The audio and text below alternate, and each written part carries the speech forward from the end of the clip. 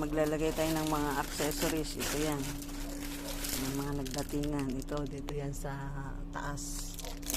Tsaka, ito, hindi ko alam kung saan ba ito nilalagay. Nakalimutan ko na. Tapos, ito yung payong niya. Ito, actually, matagal ko na ito nabili. Tapos, ito. Yan, dito sa gilid. Yan.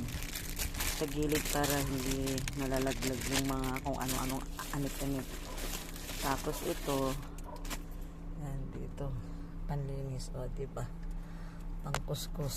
Para hindi ka na mahirapan. Tapos,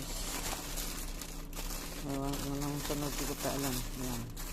So, yung ikakabit na natin yung charger ni ano. Kaso pa nakakabit. Oh. Ito. Yung charger.